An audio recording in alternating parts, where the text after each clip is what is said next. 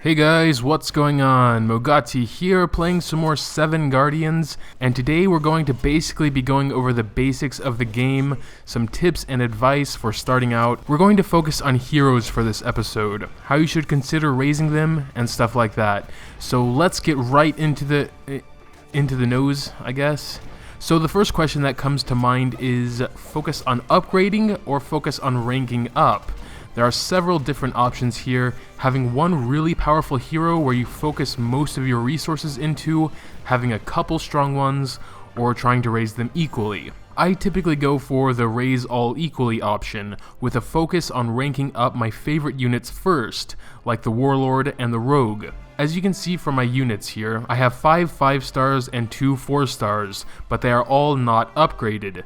Most of their levels are maxed, since that happens naturally as you play, but I haven't fused any other heroes into them unless it was to rank them up. This is because I feel that the amount of resources needed to upgrade a 5-star isn't worth the small boost in power until I have a full set of 5-stars, and this can be applied if you, for example, have 3 3-stars and 4 2-stars, etc. To rank up a hero, so to get them from 3-star to 4-star for example, you need them to not only be maxed in level, but be fully upgraded as well. Let's focus on upgrading first, and why it shouldn't be your priority unless your short-term goal is to rank them up. The resources needed to upgrade a hero 1 level is equal to the hero you're upgrading if you want a 100% chance at success. Another example, a 3-star hero needs to be fused into another 3-star hero for a 100% chance of success.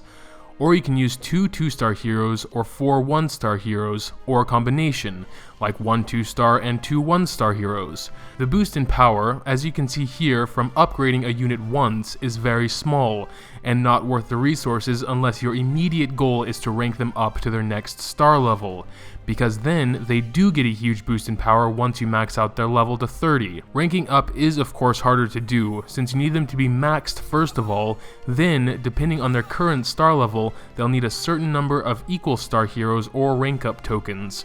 2 for a 2-star, 3 for a 3-star, 4 for a 4-star, etc. Before I even start to upgrade my 5-star units, I will get my remaining 4-star units to 5-star.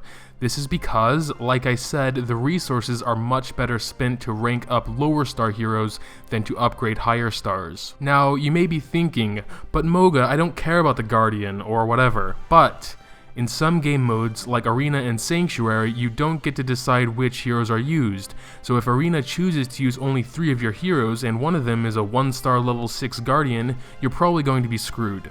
In modes where you can choose which heroes are used and deployed, like Story Mode and World Boss, they may not be important. I guess it depends on where your priorities lie. Me though, I take all modes into consideration and thus I try and raise them more or less equally, of course with a focus on my favorites. One quick thing I want to discuss before we move on to gear is that, as you can see here, most of my main party is maxed in level, besides my golem. What I do, and what you should do as well, is make a second party of non-maxed level heroes, and use them when you're going to auto-clear Sanctuary, and also a third party for Story Mode, keeping the units you need to beat the stages in Story Mode, maxed or not, and the rest which aren't maxed. The point of raising heroes which you don't use for your main party is so you can rank them up and use them then to rank up your main party. Most of my second party are 3-star heroes. When they get to level 30, I'll rank them up to 4-star, and when I get 4 of them there, I can rank up one of my remaining main 4-star heroes. This can also help you get some free diamonds, as every time you max a new hero's level for the first time, you get 3 diamonds. So, moving on. As far as gear goes, it's a little bit different. The only thing you can do with gear is upgrade it. It doesn't have levels, and you can't rank it up. Most of my heroes have purple gear, and my favorite units have fully upgraded purple gear.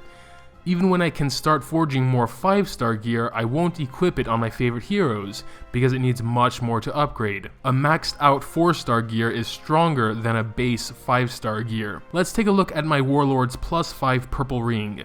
It gives a total of a little over 12% more damage. My Warrior's ring only gives 9.6% damage and it's a 5-star. The stats below are a bit better on the 5-star ring, but those don't increase with upgrading. Of course, if we look at a fully upgraded 5-star weapon here on my Warlord versus a maxed out 4-star weapon, the difference is pretty big. A little over 18% more power versus a little under 13%.